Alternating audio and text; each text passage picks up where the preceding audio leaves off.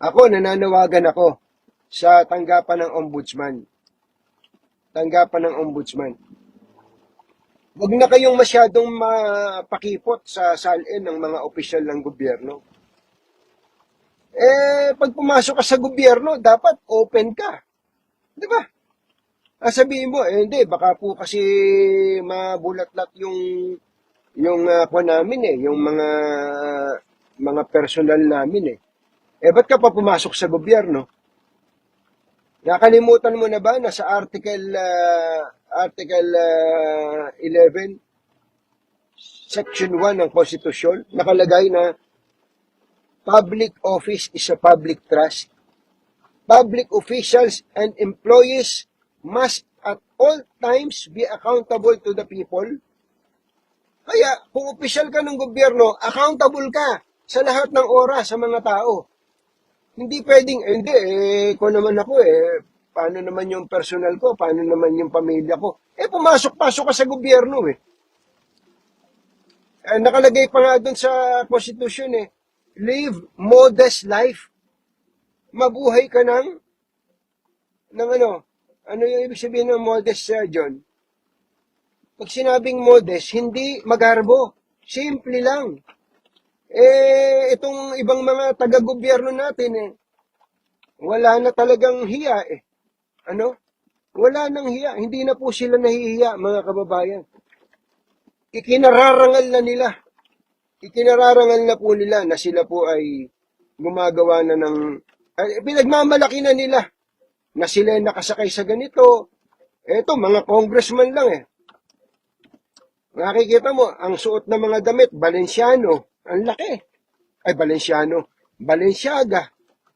Ang sasakyan ay nako.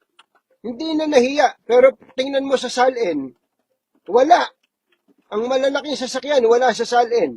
Kasi nga, ang lakas ng loob nitong mga hinduropot na to kasi hindi natin nakikita salin. Halimbawa, meron siyang Rolls Royce na sinasakyan araw-araw. Ano ba, Escalade ba yun, John? Escalade. Kung sinasakay niya, sabi niya, hindi naman akin to. Kanino yan? Paano natin matatanong kung kanya yun o hindi? Wala tayong kopya no salin. Kaya, dapat po talaga mga magulang at mga mahal na taga-subaybay, magkaalaman na tayo dito. Opo. Masyado nang malala po ang sitwasyon ngayon, mga kababayan. Huwag na po sanang dumating ang oras o araw na ang ating mga kababayan ay mapupundi na magpunta na sa kalsada. Huwag naman po sanang mangyari. At huwag naman po sanang mangyari na dahil sa inis ng ating mga kababayan, sa inis nating lahat, tayo na mga nagbabayad ng buwis, magdeklara na tayo sama-sama na huwag na tayo magbayad ng buwis. Na kahit na filing, halimbawa ako, nagninegosyo ako. Sabi ko, hindi ako magbabayad ng tax. Pwede ko bang, paano kung magkaisa ang maraming mga Pilipino na gano'n ang gawin? Paano ang buhay natin? Kaya kailangan umaksyon ng presidente dito. Sukdulan, ito huwag na po kayong magagalit sa akin, mga taga-Congress. Sabihan mo na po, Mr. President, si Speaker Martin Romualdez to voluntarily file a leave of absence, that's number 1, or altogether, mag-step down sapagkat ang sama na po Ang sama na po nang nangyari. Yung 2025 budget, malala na po. Total, nagkaroon na ng palitan sa Senado. Malagay ko naman, wala nang masama na magpalitan sa House of Representatives, Mr. President. At kung gusto talaga nating seryosong bakbakan dito, talagang may mangyari sa buhay natin ng mga Pilipino. Hindi lang basta may makasuhan. Dapat may makita mga Pilipinong nakukulong at yung mga nakaraan, pati nakaraan, susuyin, hindi pwede yung hinaharap na lang. Para kasi ang nangyari, forgive and forget ang gusto nila Hindi pwede yun. Ano yun? Yung nakalipas, ayos na. Hindi pwede yun. Anyway, makaalis na nga. Mm. Uy, andyan pa pala kayo. Alis na ako. Uy, alis na ako. Sige, alis na ako.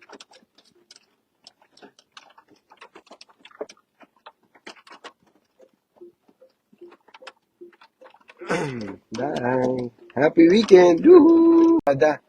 Mabilisan lang tayo ha, mga kababayan.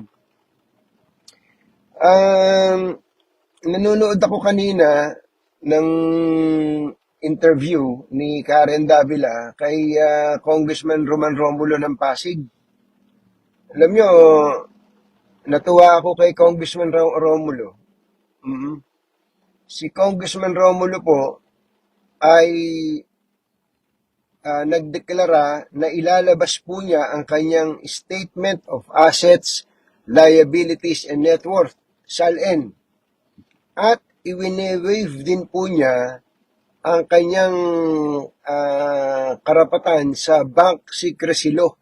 Ibig sabihin, willing po siya na mabulatlat ang kanyang bank account ng investigating body.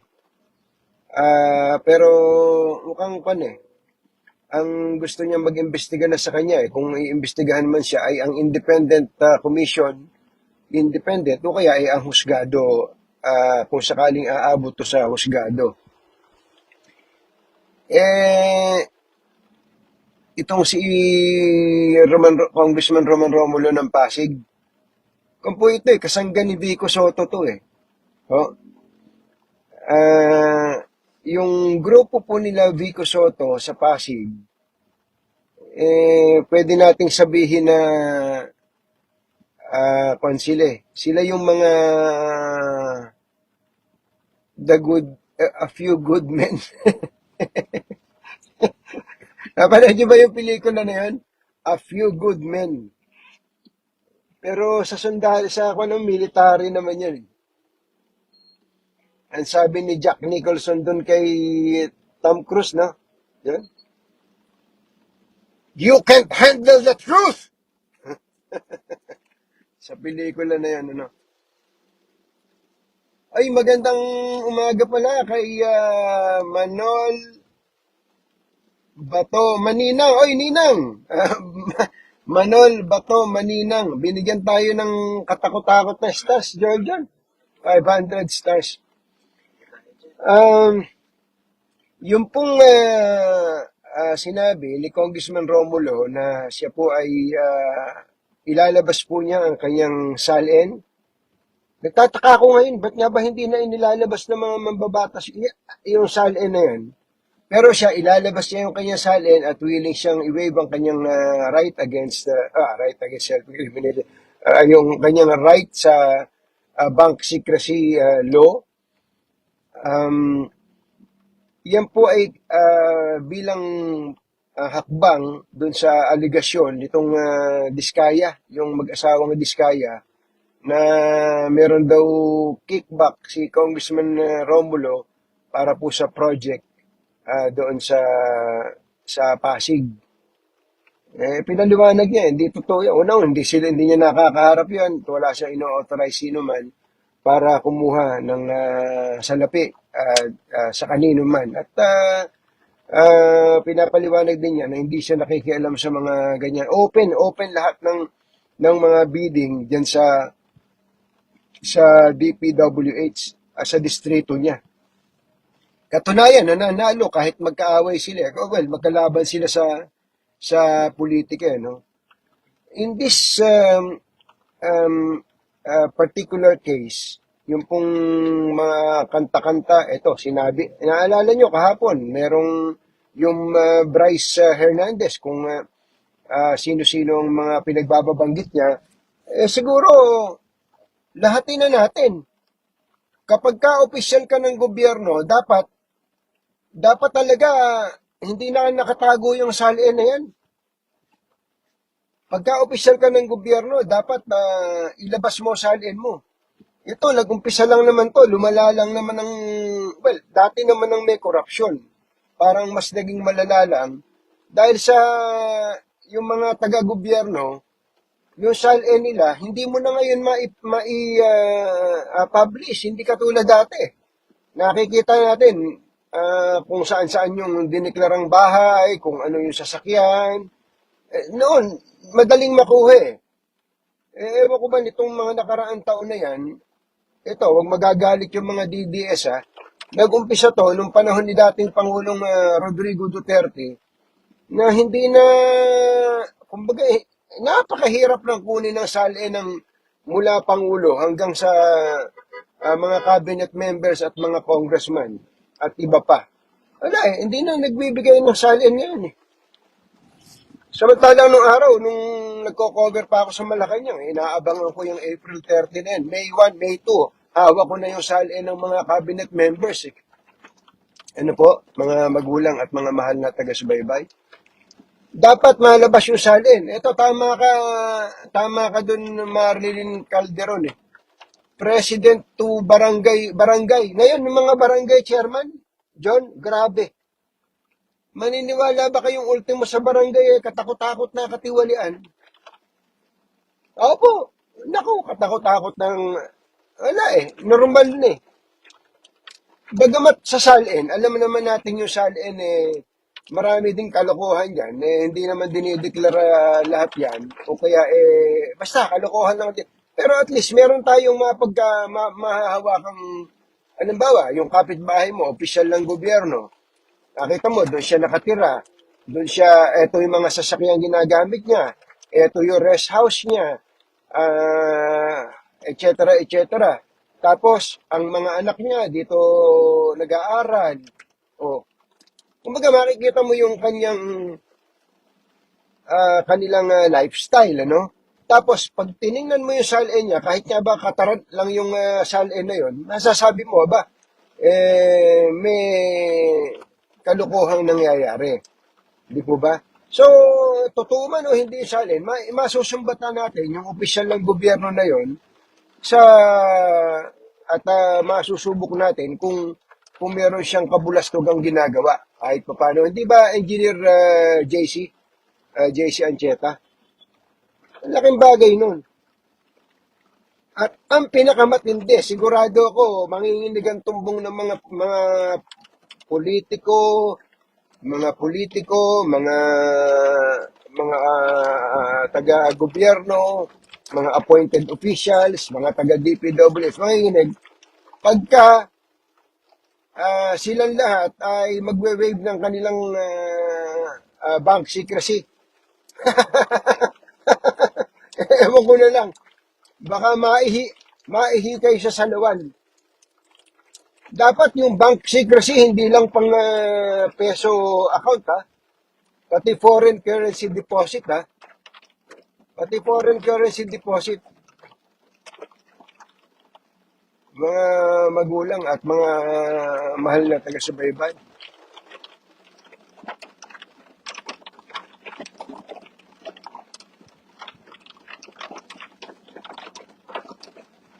Pagka po ganon, halimbawa ngayon, sample lang ha, sinasabi nitong Bryce Hernandez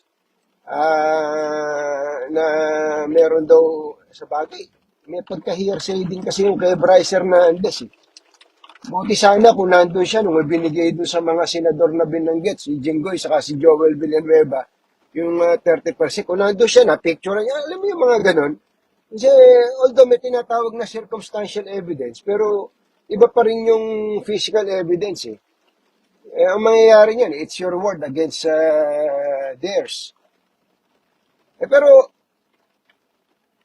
kung mayroong aligasyon si Bryce, tapos automatic, hahalungkatin natin yung bank account ni ganito, bank account ni ganon, SALN ni ganito, ni SALN ba? Malamang, may mangyayari, may kapupuntahan nito. Kaya ulitin ko na naman yung matagal lang isinusulong ni Senator Ping Lacson, nung araw ko pa ito sinasabi. Bata pa si Senator Ping Lacson, sinasabi na niya na i-waive ang bank secrecy ng mga mga opisyal ng gobyerno, appointed man o elected. Hindi po ba? Wala walang gustong mag-approve nun. Sino namang congressman na mag-approve nun? Sino namang senador ang mag-a-approve nun? Sige nga, anak ng bakang dalaga. Sabi ni Kanang, ano ba, Kanang, ibig sabihin lang yan, di talaga sangkot si Kong Roman Romulo kasi willing siya ilabas lahat. Yun mismo, Kanang. Tama po kayo doon sa sinabi nyo. Kasi kapag takot ka, halimbawa nagkahamunan, takot ka na ilabas yung salin mo o kaya yung bank account mo, ang sasabihin lang naman ng tao doon, matik yun eh. Katumbas na rin yan nung pagka tumakas ka eh. Sabi niya, yung pagtakas, yung pagbiyahe mo, paglipad mo, parang, yun, tumatakas ka na. Ganito rin yun. Kapag ka ayaw mong pabuksan yung bank account mo o kaya yung salin mo, parang may itinatago ka kung opisyal ka ng gobyerno, di ba? Tama ka, Kanang. Mar Osorio, vacant all position in the government from press to... Hindi, itama niyo muna ka siguro, Mar Osorio, yung banyo. Yung gusto niyo sabihin. Anong vacant? Tagalogin mo na lang kasi. Tagalogin mo na lang. Sir, banggitin mo naman si Speaker. Speaker, Speaker.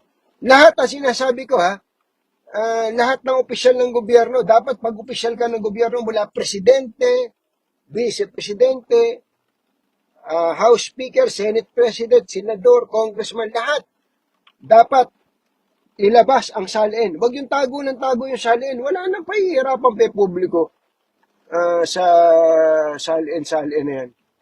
Hindi po ba? Vince Fulgarinas, paano kung ipangalan sa kamag-anak o dami account, makakalusot pa rin? Dapat hindi binuwag ni PBBM. Hindi po. Eto buti nabanggit mo yan. Nabanggit niyo po yan. Yung po una, yung kamag-anak o dami account. Ang sinasabi natin, hindi mo naman mahuhuli talaga. Hindi garantya na pagka may salin, mahuhuli. Ang sinasabi lang natin, meron kang pag-uumpisahan ng investigasyon. Meron kang pag-uumpisahan, tapos yung salin nga. Doon naman sa PACC, Presidential Anti-Crime Commission, matagal na po yan, maniwala kayo. Panahon pa ni Gloria, meron ng PACC. Huwag niyo sabihin si Pangulong Duterte lang nagtayo niyan. Ang nangyari, alam niyo po ba, eto, patawarin niyo ako doon sa ako kasi nag-cover ako ng mga dating presidente. Ang nangyari po dyan sa PACC, naging duplication po yan. Naging duplication po siya ng function ng existing government prosecutorial arm or investigating arm. May mga existing na ang kailangan lang magtrabaho itong mga to. I don't think there is a need for PACC. Ako mismo, hindi ko para sa akin, hindi kailangan yun. Tanungin nyo, nung panahon ni dating Pangulong Gloria Arroyo, nagtayo din siya ng PACC. Meron ding PACC nun Taga San Antonio, Nueva Ecija pa nga yung pinaka-chairperson. Taga San Antonio, Nueva Ecija. Ang sinasabi ko lang doon mga kababayan, yung PACC, masyado namang overrated yung PACC. Parang hindi ko overrated yun. Ang mangyayari, halimbawa, inimbestiga ka ng PACC. Tapos, ano gagawin ng PACC? Ang PACC, magsasubmit din po ng kanila pong findings, magpapile ng kaso saan? Sa piskalya. Sino ba yung piskalya pag opisyal ng gobyerno? The ombudsman. O di dadaan pa sa ombudsman. Ang sinasabi ko, kung gagawin lang ng ombudsman yung trabaho niya, o kung mas mababa yung posisyon, depende kasi sa salary grade yan. Kung yung DOJ, PACC, nag-imbestiga, sabi ng PACC, meron akong na huli, meron akong napatunayang mandarambong sa gobyerno, ipafile din niya sa DOJ yung kaso.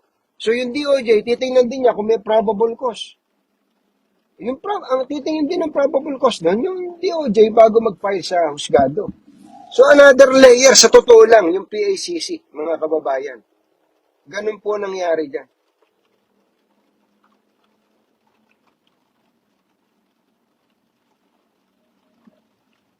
Parang, naririnig mo ba ako, Jordan? Ako lang ba nakakarinig ng sarili ko?